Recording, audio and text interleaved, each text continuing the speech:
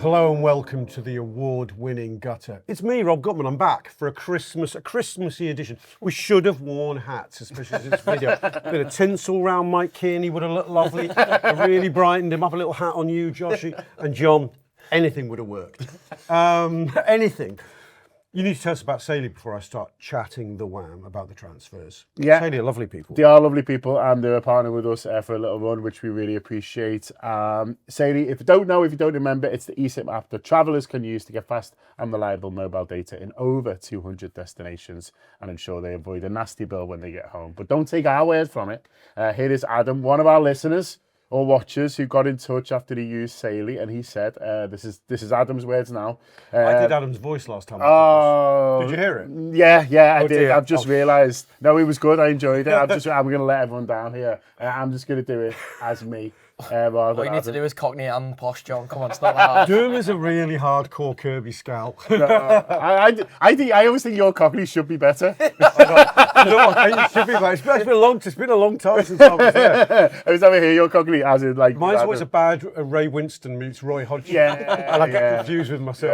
It's that old. 3-6-4. Anyway, Salah, Adam, he says, hi guys. He sounds a lot like me, Adam. Just a quick one to say, I just got back from 2 weeks in the US with my partner. We both use Salah, having heard about them on your YouTube channel. We've never previously considered eSIM as an option for our trip, but decided to give it a try based on Rob's recommendations, and I have to say it was great. So easy to set up, no issues with connections, and easy to check our remaining data. I can attest for that. Obviously, the tour discounts helped out, but even with that, it's well worth it. I can attest for that as well. Well, we'll definitely use Salah again in the future. Cheers, and up the Reds. Up the Reds, indeed, Adam.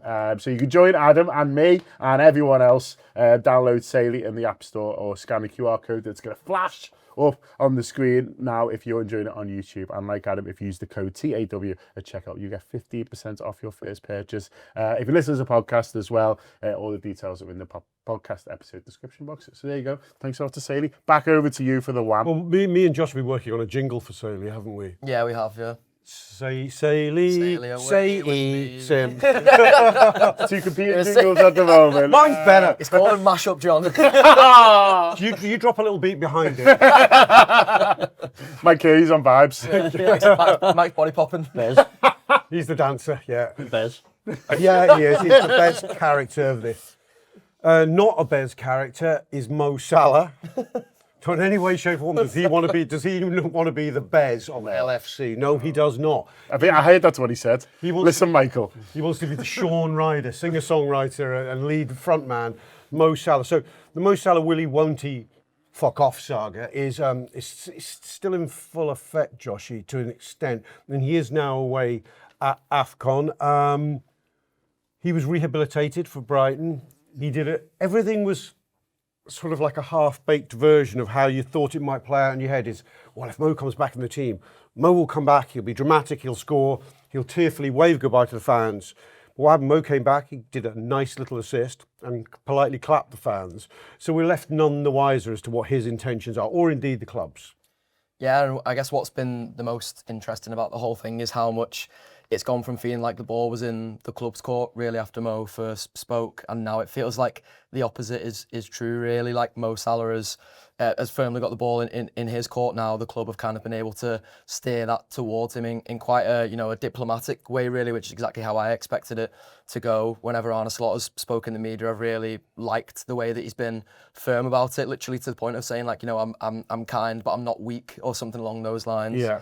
And it's clear that is kind of the situation, is that even though the reporting, particularly from that James Pearce piece in The Athletic a couple of weeks ago, which was brilliant in terms of the sort of behind the scenes behind this, there were people at the club who were expecting Mo to do something and to kick up some kind of fuss. They probably didn't expect the extent to which he would come out and single out the manager, I guess, in a way really, and then it feels like from that point it was left to be like a personal thing between him and the manager. The manager then cleared up that personal beef in his press conferences, and it seems like now basically all the club have been briefing to journalists is, well, if Mo wants to go, then he has to find the move that suits Liverpool in January, and if not, then he's here for, well, Liverpool say the remainder of his contract, as you've put in the agenda, and I completely agree with. I think it's summer that is the most likely time for Mo to leave. And I think that was probably always the case, if we were honest.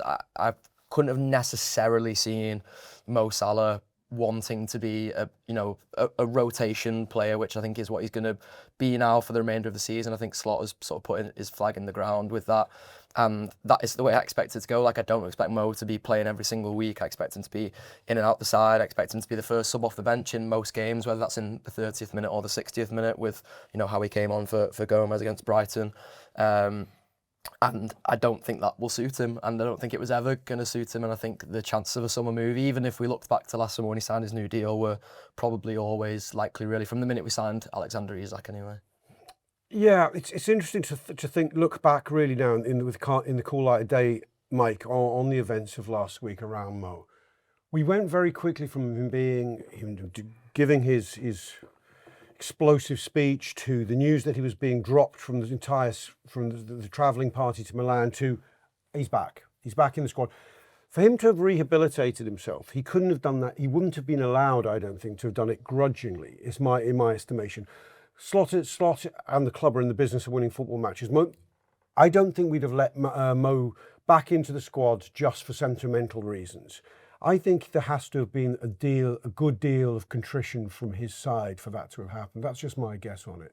Yeah, look, it's the way it played out was funny, because had he not said and had the outburst and just kept it internal, Gakpo gets injured, he probably starts in Milan, comes off the bench at Brighton or vice versa, whatever, and we're not even talking about this, but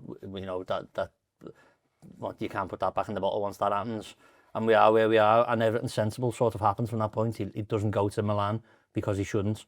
As Alisson said in that press conference, he's smart enough to know that there's a consequence for what he's done. That happened, and then there's obviously condition, as you said.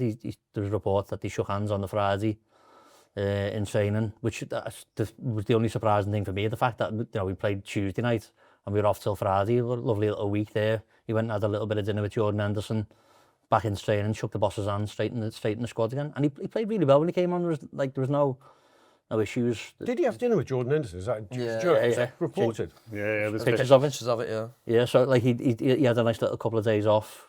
Probably time to think about it. You can all speculate what the conversation was with Henderson and what's it like moving away. Shit, lads, I'm back in the Premier League now. Sounds, I'll just stay. And do you think Mo Salah needs to ask Jordan Henderson, is it hot in Saudi? What? Have you got Yorkshire tea? It's interesting though, at what point, I mean, do you think... I just didn't know about that dinner. Do you think that just was two old mates catching up? Or do you think there might be more to more that? than likely. It's more than likely. Do you not think Jordan might have picked up the phone to him? Because one thing I think, whatever people have got opinions of Jordan Henderson, I think he really loved Liverpool Football Club and being captain of it, and probably really loves Mo Salah as a friend, and possibly would have initiated that by picking up the phone and going, Mo, let's have dinner, let's have a chat about this. Do you not think? Maybe. That's what we'd like. That's what we'd like to hope. That's what we'd like to think of being the case, and that's probably what we would have all done had we been Jordan Henderson in that situation, because we've got the affinity for Liverpool. Or maybe it was just a fact of like, you got a couple of days off, lad, fancy going and having a catch up. It might just have been that. Who knows? But you'd like to think it will have been brought up. Imagine one of your mates having that outburst and then having dinner with him on the Thursday afternoon, not even bringing it up. You'd be like, lad, what went on there? What's going on? Tell me all about it. It's like every dinner with me and you, Mike. Yeah. What have you done now? What have you done back? Well, in all seriousness, it would have come up. That's the difference. Whatever reason they decided to do it, it would have come up. And without making this into our understanding of human beings as two-dimensional, sports people we don't know, you'd think Jordan's advice would be find a way to make this not acrimonious, Mo, and find a way quickly. Almost certainly, because it's the top level of football, isn't it? You get to play Premier League and Champions League football. Henderson literally went through it, didn't he? Where he was the captain as well at the time. Was probably told his minutes were going to be, less that he'd like, and then he didn't like that, so found his way out and missed out on a trophy at the end of the day, didn't he? A couple of years later, he probably definitely would have still been in that squad. I think his contract still had 2 years on when he left. So maybe he did say, look, whatever it is going on, go and sort it out. See your deal out, see where you are at the end of that deal. Maybe even move in the summer if you really, really want to. You don't know what the season could end up being. We could end up going with the Champions League and you wouldn't want to be the other side of that thinking, I wish I'd won that with the club, having spent 8-9 years there, whatever it is he's been there now, Salah. So look, it's only human nature that we speculate what the conversation was. It almost certainly came up. I'd almost certainly like to think that's what has been said, and I think it is in a place now where it can be left in the rearview mirror. He's at AFCON for what, 4 to 6 weeks. It shouldn't be a conversation when he comes back. He will get games, he will score goals, he will get assists as we've seen at the weekend. And you keep doing it and you make yourself undroppable. And Curtis Jones is probably the biggest one out of the last example, whereas he's always been in and out the side. Now he's in the side. I couldn't imagine a starting 11 for Liverpool now without him in it. This is it, man. I mean, John, actually, the things change quickly in football. I mean, to use a Mohamed Salah quote, I would have said 10 days ago, Mohamed Salah would have said to himself, I am more out than in. Yeah. Right? It's a situation, I think, that can change over the course of his time in AFCON, even when he's not party to it. I put in my notes that much may depend in terms of his future on how Liverpool FC fare during his absence. Obviously, it could be affected by Liverpool's work in the transfer market, but I also think from a Mohamed Salah point of view, if Liverpool improve, look like they might be progressing in the Champions League, gaining back some lost ground in the Premier League, or vice versa, that could affect his take on whether he wants to push for a move this window or not. Yeah, I think so. In a really basic way, what formation are we going to be playing and how does that work? So at the moment, it's a little bit of a diamond. We'll probably see that again against Tottenham, would have thought. If they keep winning, he'll keep playing it. I don't think it's going to become a point if we've won, say, 3-4 games in a row or whatever, that he goes, right, this has been fun, but actually I prefer 4-3-3, so I'm going to go back to that and we'll get that to go again. I can't really see that. I think managers tend to stick with what's going well because for how the players must feel really. The players like it. If things not working, players like a change, don't they? And we'll try something else, and then if that works, then sort of go back. So say your 4-4-2 diamond, I can see how Mo would fit in maybe in a 4-4-2 diamond, but then suddenly he really is competing with Isak, with Ekitike. If they're scoring goals, which is what we all hope to do, if Gakpo comes back in, I don't know how long his injury is at the moment, but if he's sort of one of those positions and he's the change, Mo's suddenly looking at it and thinking, well, I've gone from the only fella who plays right forward to one of 4 in the front line, and they're all top players.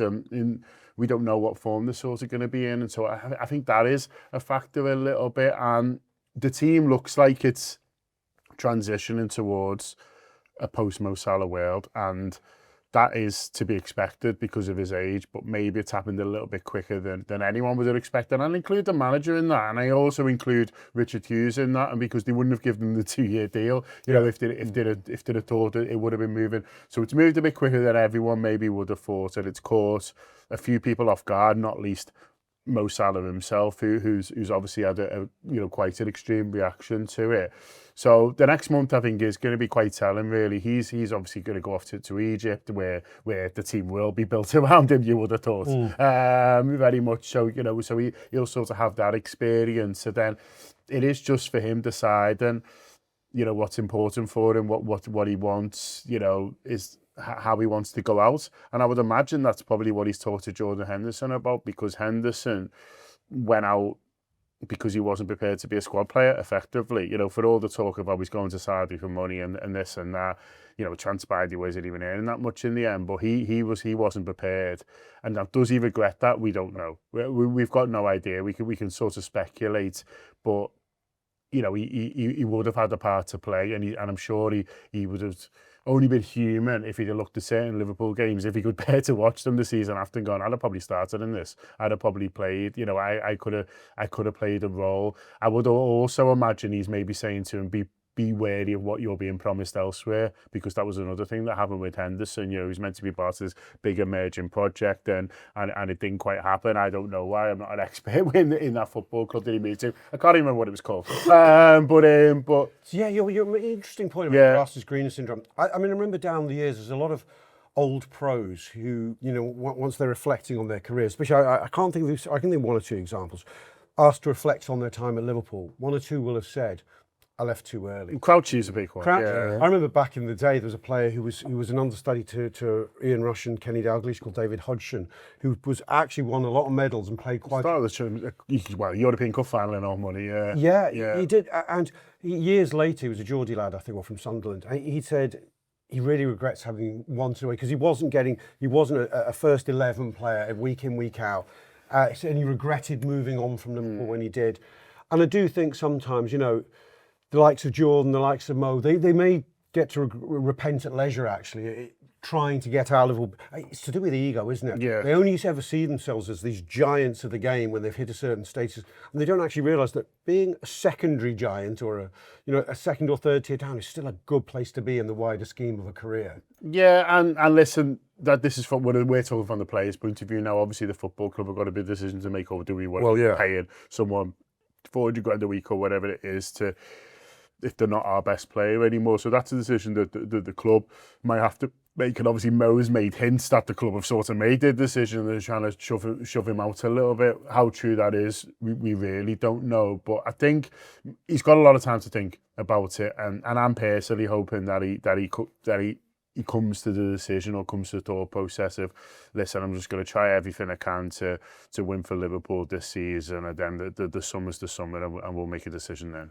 Yeah, just want to focus on something. We're going to stay with Mo, unashamedly with Mo for a while yet. Lewis Steele did, I think, a live thing last night, Josh. A quote from Lewis about the Salah situation. He said, "I got the impression from conversations that it is a deeper issue than just being benched. I think maybe Salah wasn't overly convinced by the summer business. Not that he's jealous, because that's not really in Salah's character, but there was always a bit of frustration, maybe agitated." I'm not quite sure what's being alluded to there, and I could have done an impression of Lewis Steele's voice, and I didn't, and Lewis should be grateful for that. Sounds like me. A little bit, yeah.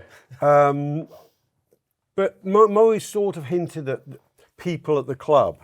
It wasn't just the manager he had beef with. He implied that the club itself had been a bit duplicitous towards him. What do you think?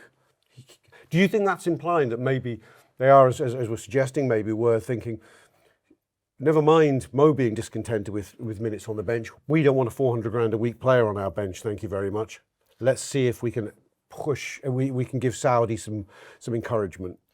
For example. Yeah, I don't think there was any ulterior motive from the club side. I imagine those conversations in the summer around Mo's contract went that the club kind of promised him he was still really important to the team. The wage that he's on reflected that. The club breaking the wage structure to make sure he was on that wage alongside Virgil van Dijk reflected that really. And then what you've seen, I guess, over the course of the summer would be when it started. And I don't know how much of that Lewis is drawing from personal experience. Lewis is a brilliant journalist, so I definitely don't want to say that he's just drawing it from one tweet. But the tweet that was telling over the summer was Mo Salah basically. There was that tweet, wasn't there? Some Liverpool page had done, I think, where it was the new front line, it was the old front line. It was meant to be a little bit of a dig towards the old front line. And Mo Salah quoted it and said, "You've got to respect the champions." And I know Neil spoke on the Unwrapped that me and you did with him recently, Rob, where he said one of the things that he thinks Salah liked about that old front line is how much they were all willing to cede to Salah, or how much they all the roles they did as players in terms of, how hard all three of them worked really in terms of, Jota, Luis Diaz and Darwin Núñez. How hard they all worked meant that it facilitated how little it maybe under. They all carried his water. Exactly, and it meant that Salah could just be the superstar, and then suddenly Liverpool went out and signed, effectively these three superstars, and I think people are being a little bit sort of reflective on the Hugo Ekitike one, acting like he was kind of some nobody when Liverpool signed him. He wasn't. He was still one of the hottest properties in Europe at the time. Chelsea were after him for a time. Newcastle, of course, he was there. Number one target for a time as well. So he wasn't just some minnow that Liverpool plucked from nowhere. So all three of them came in with that reputation, and I imagine came in with confidence. We yet to see much of that confidence emanating from someone like Isak, but it definitely has been from Ekitike and more so from Wirtz in the past few weeks. And then suddenly what Mo's got is almost a front line that's full of people who want to be the star in Liverpool's team and are used to being the stars in their team as well. Whereas, Luis Diaz was definitely a star at Porto and Núñez was definitely a star at Benfica. But I imagine when those lads arrived at Liverpool, they went, right, okay, this thing is way bigger than me. I'm happy to see it to, the fellow who is the biggest star here, because Salah still was at the time. I think, just to interrupt you, Go on. I think of all of them, Isak is the biggest problem for Salah, because Isak is the most expensive signing in British football history. If you spend that money, you're building a team to service that individual. He's the one who gets through the least work traditionally as well. But he must have known that we were going to sign him. Salah. Because everyone says basically that when these players are wanting to sign new deals, they sit down and go, okay, who are we buying? And it's not from a point of view of you're not buying someone better than me, are you? They want to see these sorts of superstars come in. That's a bit of a contradiction. So presumably, and Isak was always the plan. It was the plan. Salah will have known that. Yeah, from spring onwards, we're going to do everything that we can to get him in, and he's indicated that he'd be really into it. And so Salah would have known that. So whether it's the reality of the situation, when they sort of all arrive, whether he thinks, well, these guys are coming, but I'll still be able to sort of do what I would do. What point did he start to worry about it, or what point did he kind of? That's where I imagine the bit that sort of changed then is Liverpool being shite for all intents and purposes, was that the conversations at the club and Mo Salah sat down and had in the future were almost like, in an ideal world, Mo, and I imagine those words weren't used, but yes, you will be a very important part of the team, and yes, you will be part of this attack going forward and all these things. And then Liverpool come out and well, not at the start, they're not, they go, is it 5 unbeaten in the league or something, a five winning streak, but then after that they're rubbish. And the thing that really that Slot has to dismantle in order to get some sort of structure in the team again is that attack. And unfortunately, that's where Mo had to, just seed for a little bit and be a rotational player. And it was very clear that very, very quickly. I did a show with, I think it was Balls.ie, and the fella on that said, he was like, oh, Mo's finally lost his rag. And I was like, finally is a mad word to use, because it literally was about a week that he wasn't in the team, and then suddenly he lost his rag about it. So I imagine it is a build-up of all of these things. The new signings come into it, what he was promised in those contract negotiations come into it. But it's kind of where Mo has to understand, as much as anybody in that team, that circumstances change, and the circumstances were that Liverpool were god awful. You do wonder a little bit on the Saudi thing as well. Now I can't believe there's obviously a bit of talk, online. You see when people go, oh, he was being, Richard Hughes was onto the Saudis trying to hawk him about basically Mo Salah's got wind of it via his agents and he's gone mad. And I just can't believe they'd be that stupid. Whether you think Richard Hughes is doing a brilliant job or not, that's an opinion. But I just can't get my head around the idea that they think that they could try and sell Mo Salah behind his back and then not get back to him. What I think is possible is that the big clubs in Saudi, possibly even the King, are ringing Liverpool every now and again, going, any hopes on Mo Salah? And maybe in that period they were given a little bit more encouragement. Somebody left a post-it note on their desk going, remember to call back Mohammed bin Salman. And Salah walked past the office and saw it. Aye, whoa, what's going on here? Or maybe, in the latest call, there was a little bit of a, well, maybe we could have a chat or something like that, or we might be open. And then they've gone straight to, Rami and gone, they want rid of you. Yeah. Because actually, if you think about it, Mike, there was no real build-up to the dropping of Mo. There was no momentum. There was hey, Mo's not playing as well. He's not the only one. There wasn't a clamour to drop him. I think the interesting thing was, maybe because of the respect for the player that the fans have, I think, although when he was dropped, equally really, nobody protested at the dropping of Salah really in the fan base hugely. But there was no build-up. So I agree, John. I don't think Liverpool were conniving behind the scenes to get rid of Mohamed Salah. They would have liked him to have come good, and I think still would, to play a part this season. And I also don't buy, quite frankly, all due respect to Lewis, his theory that Mohamed Salah was discontented with the summer's work. Because he'd seen Liverpool sign forwards before. He saw Darwin Núñez come in and forge a really good partnership. Well, the potential came close to forging a good partnership with Darwin Núñez. I think, let's just focus on what Liverpool FC want, Mike, for my final question really on the Mohamed Salah situation. If I'm Liverpool, I'm putting it, if I'm Liverpool, we want to have a good season, all the higher-ups and Slot. You want that footballer in the squad till the summer, surely. I think that's where this whole frustration that Salah's built up starts from. Now, Josh mentioned there, we won 5 out of 5. Haven't really played that well in any of them games. We were late winners and loads of bringing all the vibes, last minute winners, Dominic Szoboszlai's free kick. Yeah. We haven't played that well, and I kept saying in that run, to anyone who'd listen, basically no one, once we get our feet under us here, we're going to start. We're running down this hill and no one's catching us, and the feet just never got out. Like the landing gear on a plane, just that keeps circling the runway, never quite landing, and then we lost. And there was a point in the season where we'd either just won or lost, never drawn. We had a couple of draws, and everyone was like, "That's fucking shit. Why do we want to draw?" Nearly lost to Sunderland when Guehi bombed it all the way back and blocked that one. Threw a stupid, lead away against Leeds that madly got because their defender passed the ball to Ekatike and he's never going to miss. And all that is just like, well, why are we playing so shit? And I think that's where this is all built from Salah. It's like, I am boss. These players that we've signed are very good. I don't think that for a split second he doesn't believe that. And he's just probably been dead frustrated that we can't get this working. Why? And you're the manager / head coach / the reason that the tactics worked last year. Why aren't they working? He's found himself on the bench. He gets on against Sunderland, doesn't he, at half time, does all right. And probably then thinks, well, I'm back on the bench against Leeds. What is going on? I'm sick of this. And that's basically what's happened. I think, and we're now in a situation where he's not going to be a part of the squad. We might get better. We might also get worse. There's strong hints that we are, getting our feet. We're unbeaten in 5. We're looking better in this new shape. Szoboszlai is probably player of the season for me, no matter what happens the rest of the year.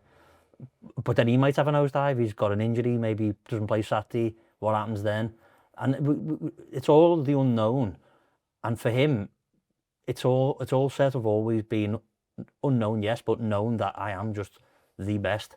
And all my players that I'm playing with are the best, and I'm going to get chances. And I wonder whether there's a bit of like a Rafa Houllier thing with Gerrard going on here as well, where I'm pretty sure Gerrard's quoted as saying, isn't he, that he had a really close relationship with Houllier, and then Rafa came in and was just so cold, and Gerrard always struggled with how cold Rafa was, and maybe that's the case with Mo now, is that Mo was never left uncertain with anything, any intentions that Jurgen Klopp had, and suddenly Slot comes in, and it's not that him and Slot don't get on well, it's just that when things are going wrong and Mo's going, I want a conversation, why am I not in the team, why am I not? And then maybe it's what leads to Mo saying that there's been a breakdown in the relationship, is that Slot's just a bit more cold about it and a bit more like, it's just the tactics, lad, like, deal with it kind of thing. I think, I'll have the last word on it up to a point. I think it's, as Mike suggested, it's almost like this Woody Allen line, this restaurant is shit in such small portions, right? So most Neil just came into the room there in the background to appreciate that guy. How many times have you heard that joke on the Anfield Wrap, Neil? A lot. I think 40. Give him a mic. I'm just going to walk in front of the mic and the cameras now as well. We've broken the fourth wall. The fourth wall is intact. Consider it down with his big boots. Like the Incredible Hulk, he's knocked down the fourth wall. Because he's been dropped from a shit team. This is a double whammy of an insult, which is, what? I'm not even good enough to get in this group of bums. So, you're in a way. That's how I feel when I'm not picked for the gutter. Come on. Right, on that bombshell, I'm moving this along. I want to talk about somebody who actually could have an effect on how Mohamed Salah and the club view his future. We can't get away from them, the spectre of Mo. Antoine Semeno. Well, those of us who watched a good portion of Man United 4, Bournemouth 4 on Monday night saw Antoine Semeno score a nice goal and look sort of, John, like the player we could really do with. He was playing on the right then. I've seen him, well, we've all seen him on the left. He's just as comfortable. He's a player we really need in this squad. God, we need him. And we needed him regardless of Mohamed Salah staying or going, I would argue. But what are your gut feelings on the potential of that happening now, given all the prevailing winds? I think strong. I think they obviously really like him. The interesting thing is we've moved away from having wide players, really. So, but I don't think that's a long-term thing. I think that's fixing the current problems, and they've looked at this as the best solution because of Gakpo's injury and what was going on with Mo and things like that. And so I don't. Can I just stop you a sec? Yeah. Because this is an interesting tactical thing, which I think the review boys back in the review boot room will talk about at some point. But a 4-4-2 doesn't necessarily mean you're playing with two absolutely central strikers. Arna made a point after Leeds that he was playing a 4-4-2 diamond, but that Gakpo was one of his front two. Now, Gakpo definitely was sort of anchored to the left. And you look at the way Thierry Henry used to play the classic Arsenal 4-4-2. Yeah. Very much coming from there. I don't think you can't have a wide player as part of a two. You can't. No, I'm not saying you can't, but I'm saying if that was the way we want to play moving forward, you won by Semeno. I think it's almost my thing with when people say, oh, Florian Wirtz can play wide left in a 4-3-3. I always think, well, if that was your plan, you get someone else. You get Semeno. And so I think this is my thing with Florian Wirtz, is like that we need to find a way to make him a number 10 in this team, or we've spent too much money on a lad who can do a decent job, you know, in where we're asking him to do. And I sort of feel like that with Semeno, really. Yeah, he could do that. I understand that. But I think if you're playing 4-4-2, you know, Diamond or whatever, I think your two lads up front, I think you want more of a centre forward than maybe sort of Semeno is. But his versatility, you know, will mean that I wouldn't back him to do a job there. But if we were looking at that long term, I would imagine that we'd look for something else. But I don't think they necessarily are. I think it's, you know, might see out the season, for example. But I think that even then there'd be times where we'd use it and then we'd look to sort of go back, because I think you've got to look at the way that this manager's always looked to play at his time in Feyenoord, and I'm sure before that as well, and his first season at Liverpool. He wants pace and directness out wide. He wants someone who can beat a man, and he wants, you know, he likes to pin teams back, and he very much uses his wide players as part of that. So I think they'll look at Semeno, look at his numbers over time in the Premier League, and look at his release clause, you know, as a club, and think this is someone who we need to get. And I would imagine they've done a lot of work on it already. The relationship with the club is strong. We bought from them from the summer, and it wouldn't surprise me if it's all just done and we're all just waiting around. And I think their slightly shit league position helps us in that they're not going to go down. But they're not. It doesn't look like they're going to get into Europe now. I think they do it on Monday. They were 15th. I don't know where that point's. Well, the release clause, they don't really have a choice, though, do they? No, they don't. No, they don't. But I think they could fight a little bit more. They'll just say, "Come on." I think if they thought there was a good chance of them getting into Europe, they could say, "Come on, give us till the summer." Yeah. Even if the release clause then gets sort of slightly less money, I think you can make that argument. I think now, unfortunately for Bournemouth, it looks like they're going to have a season that's. You know, where they finish somewhere between 10th and 13th, and so I think, you know, him moving on in January is sort of less of a blow in that regard than what it was looking like it might be in September, October. I always find the most fascinating things about looking at transfer windows in particular, Josh, is not so much would you have him or not, because at the end of the day, you don't have the choice. It's the club who made the decision, and you broadly, if you respect the hierarchy in the scouts, they've probably researched this more than me. It's will it happen? There's always the more interesting conversation. Try and read the runes, try and look at the politics. I can look at Semeno, the will he, won't he aspect of this, two ways. One, there's suspiciously no other Liverpool links to any other forwards, I would say, at the moment. Now, you could read that two ways. One, they actually aren't actively thinking they need someone in urgently, but that seems doubtful, especially with the unrest around Mohamed Salah, especially with the discontent really around Cody Gakpo, especially considering Luis Diaz wasn't replaced. So you think Liverpool do want someone. They've been linked strongly to Anton Semeno and no one else, which feeds into John's hunch that maybe it's done. But then, if it was done, why is there so much noise still around other clubs? And there really is. I mean, I was a Sky thing the other day. We weren't even mentioned. It was Arsenal would really like him if they can get rid of one. Spurs actively want him. City, I think Paul Joyce went big. The City are looking at whether they pay the release clause. So it's a real, I can't remember. A lot of Man United talk as well. Well, exactly. Sorry, a lot of Man United. I can't remember a transfer which is quite so hard to read. You could toy yourself into it being nearly nailed on, but you could easily convince yourself that we're nowhere near this one. What's your feeling? I think there's probably an extent to which you, my dear friend Rob Gutmann, like your transfer sagas less saga-y than this. Less of other clubs involved. Straight shooting at your man. So shoot me. You know, Richard Hughes is with me on this. I just think all their situations are a bit more complicated. Like you even referenced it there. Arsenal will have to get rid of one to get somebody in. City, I think they're for 3 years like fairly settled now, or at least the sort of attacking unit is looking a little bit more settled, and it's definitely Doku off the left, and it can maybe be a bit of a mix and match of what they do on the right, but it's going to be Haaland through the middle, and Haaland's always. What have they got on the right? Marmoush, Cherki's done a little bit there this season. Savino, who I think is probably going to be off, isn't he? But so yeah, there's a couple of options that City can have there compared to Liverpool's situation, which if you're the player in that scenario, you probably don't necessarily want to be competing with all those lads at City when there's less to compete with at Liverpool, really, particularly on that left-hand side. And then, I mean, United and Tottenham, with all due respect to both those sides, I know United are ahead of us in the table at the moment. Exactly, they're basket cases of football clubs in general that Semeno had a United player around the neck the other night, so I'm not sure he's going to be overly keen on on going and sharing a dressing room with Diogo Dalot after that. But I don't know. Maybe it's just me sort of talking in optimistic terms. My only concern with this is, and it kind of harks back to Mo Salah a bit, if you'll just forgive me for 1 second, is what kind of message does this send to, if we believe that what Mo Salah has done is based on ego and based on quite a fragile ego, like what kind of message does it send to Mo that, oh, by the way, we're going and signing another lad who's played predominantly on the right for Bournemouth? I imagine the club could easily sit down Mo Salah and say, listen, this literally helps you because we're going to play him off the left, we're going to play him traditionally where Luis Diaz played.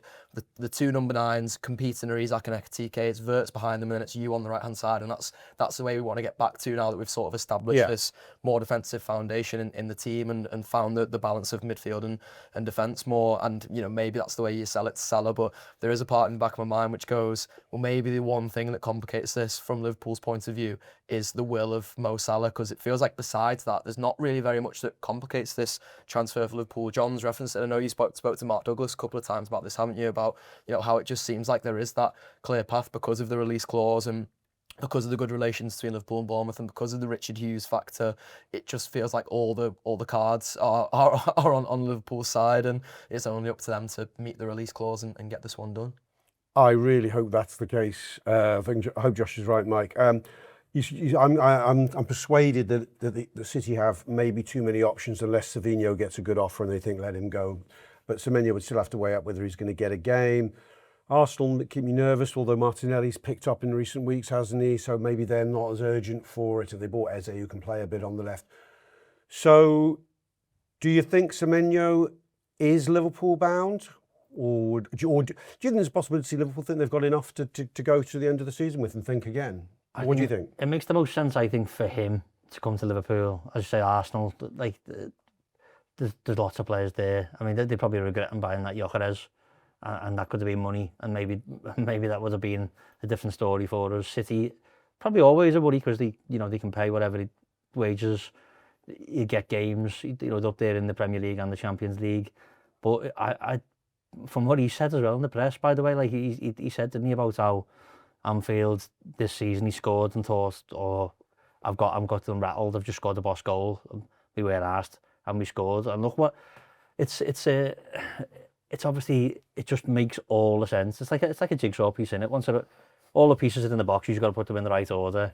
And I reckon somewhere along the line, even though all this noise is around about Arsenal, City, Tottenham, whatever, it is just the dance, isn't it? Like how we've been used. To what effect is the dance? You see, it's not like a negotiation like Bournemouth can go, let's put a few rumours out there to get the price jacked up. The price is the price. It doesn't matter what the price. It's them wages and that, isn't it? I suppose. And like we got used in the dance for Williams, and it was Chelsea, Tottenham, Liverpool. And, we were shit at the time. We weren't that good. We were dying for William. We were absolutely desperate. We want William, or a signing, transformation, this, that, and the other. And at the end of the day, he just went to Chelsea, pretty much like he was always going to, I imagine. There's other signings that will be similar to that, I think, along the line. Can't come to mind at the minute, but I don't think it'll even be that dramatic. I just think Liverpool have gone, look, we will pay you this money for Semeno. You're going to lose him for cheaper in the summer, as Josh and John have already said.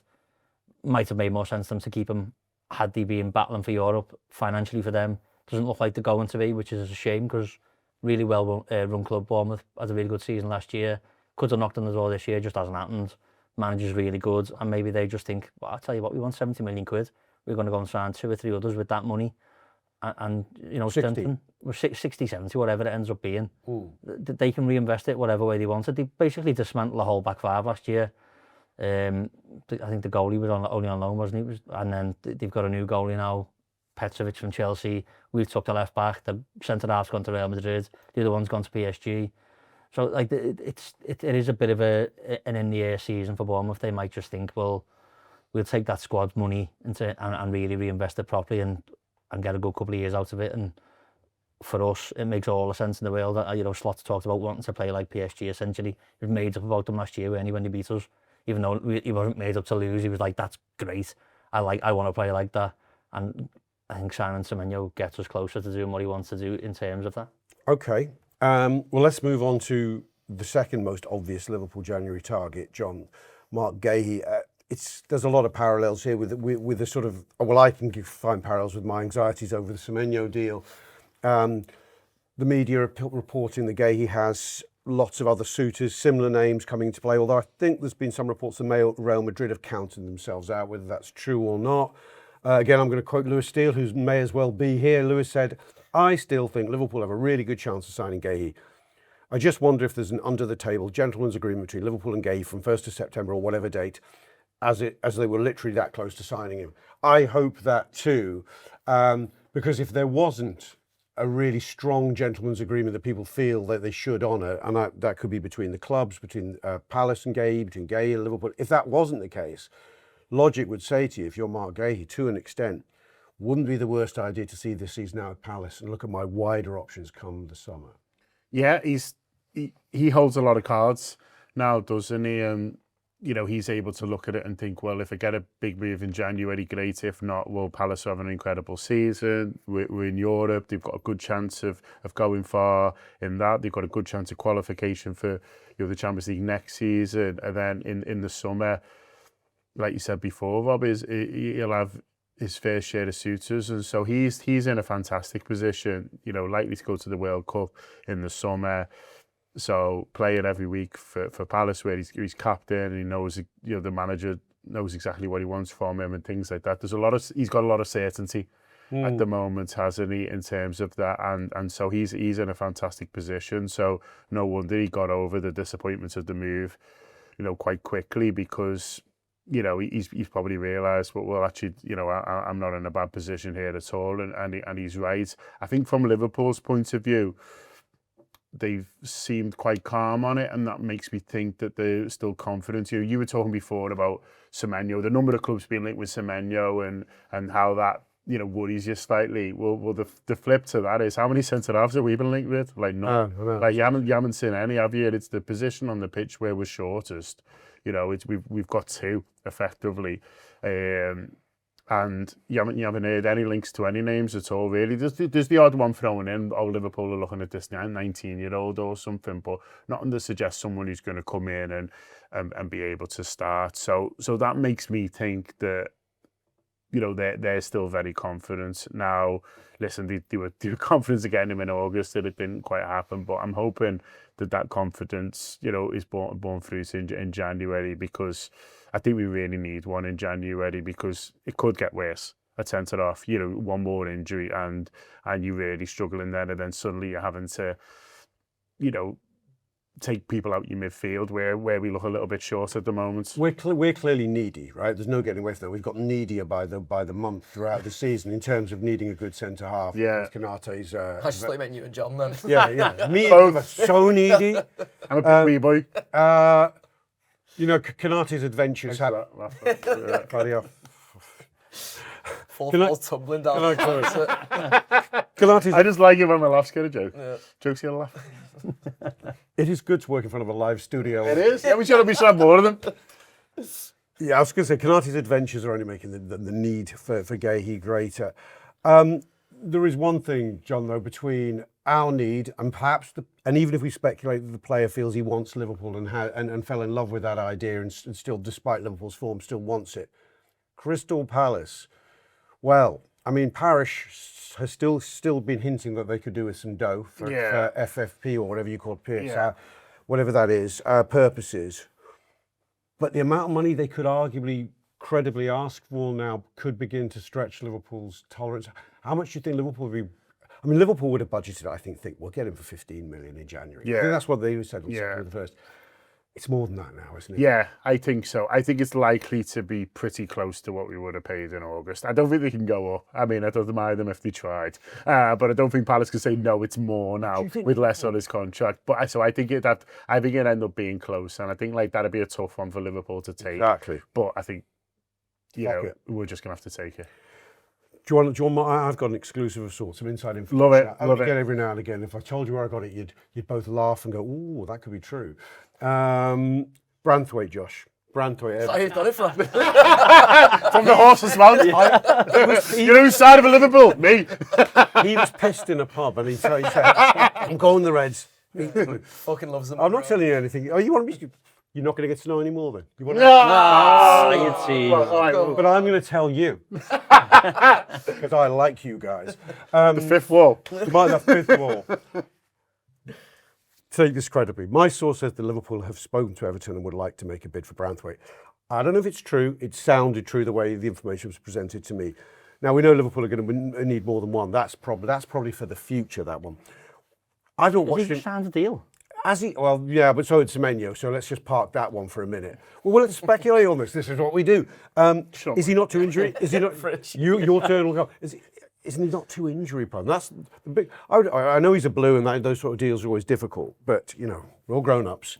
Eventually, these things can be made to happen. But for Liverpool's appetites, is he not too injury prone? I don't know really. I don't imagine Liverpool would like. I don't know. It feels to me like too complicated a deal to do for other reasons, really. Like the injury proneness feels like a point of the transfer that Liverpool may not actually get to. Like I can imagine there is a world in the same way that, John says, I'm sure there's been an open line of communication between Saudi and Richard Hughes. I mean, I don't claim to know what Richard Hughes does in his day-to-day, but I imagine a lot of his day-to-day is centred around transfers and fielding calls for current players and making calls for other players. Yeah, let's get Bell Richard Hughes. Hello. What's this Branthwaite talk? We never use this, man. Why not? It is funny. I'll go for it. Hello, Richard. Yes. Great for the audio. Yeah, it's Gibbo, yeah. I've heard you in for Branthwaite. Is that true? Tell him your source. Me. You need the banker in Deal or No Deal. We can make it here. Gutmann won't reveal his source. Okay. What's he say, John? He didn't rule it out, is all I'm saying. Yeah, he didn't rule it out. Typical media managed. Yeah, like I mentioned with Semeno before, it feels like there's a pretty clear path to Liverpool being able to get him with Mark Guehi as well. It feels like there's a very clear path. The path may get even clearer if you believe the rumours that Glasner's off in the summer as well, because that was the biggest obstacle to us being able to get Guehi over the line in the summer. So I don't know. Branthwaite feels like a very complicated deal to do. It feels like there'd be a Liverpool tax on the basis that Everton would charge. I would pay it. Specifically us through the. Of course, yeah, it'd be worth it for us for the needle. But the question is, do Liverpool think he's worth? If he's worth 70 million to United, let's say, is he worth 90 to Liverpool, for example? Well, as Mike Kearney speculated, Mike Kearney over in the corner there, TV's Mike Kearney. In fact, Royal Blue. Let's ask TV's Mike Kearney in the Royal Blue. Branthwaite did sign a contract, I think, in the summer, as you said. What odds that there was a release clause in that mofo? There's definitely a Liverpool clause in it, whatever he signs anyway. Yeah, let's have it right. Cheeky Liverpool. Cheeky Liverpool clause, 120 million. This talk has been around a couple of times, I think, and I was heavily invested in it once from it because it would be outrageously brilliant. Because I think he's a really good footballer. Like he genuinely is a really, really good footballer, and it's a shame when they've got him and we haven't. So let's do that for a start, and then all the funniness around it.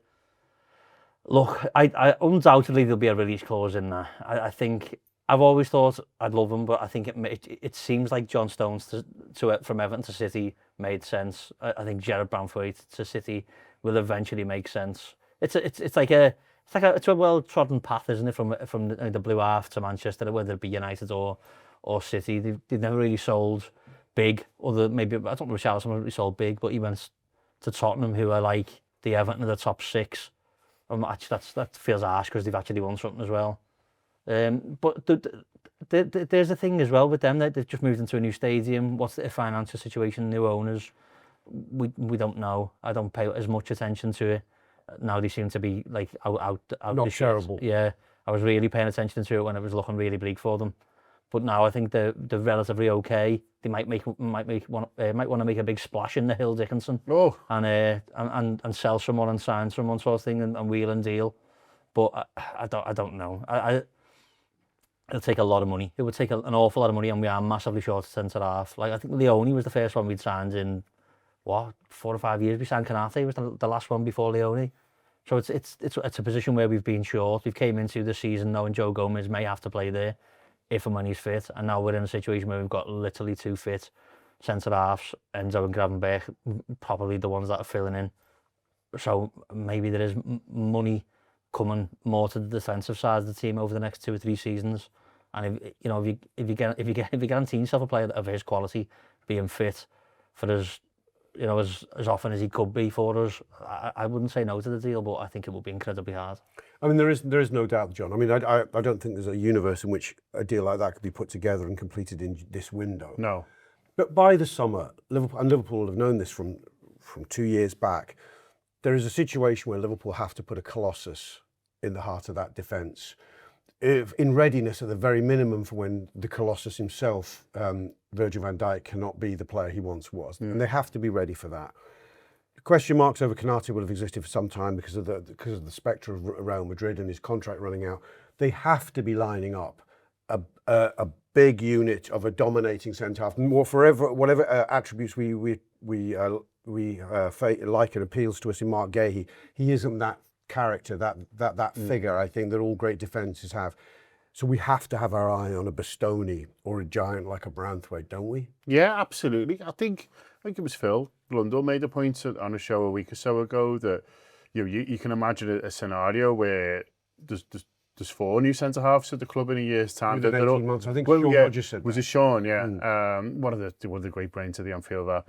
You can make it with Konaté's obviously contract situation with Virgil's age, and if you maybe count Leone in one of the sort of the new ones. Yeah, with Gomez likely to sort of go at some point as well. If you count Leone as one of the new 4, Guehi is one, then there's 2 more spaces up to grabs, and like you say, Rob, I like the idea of one of them being this towering presence. I think Branthwaite's brilliant, and if there's a release clause, then it obviously makes it a little bit easier. And if there's a release clause that doesn't exclude Liverpool, then it's possible. But even if it doesn't, I'm just wondering whether his injuries might actually help in terms of from a Liverpool point of view, because I think Liverpool would look at his injuries and say his injuries are to do with how much he's grown over the last sort of few years. He's still a really young guy, and he's shot up, he's filled out.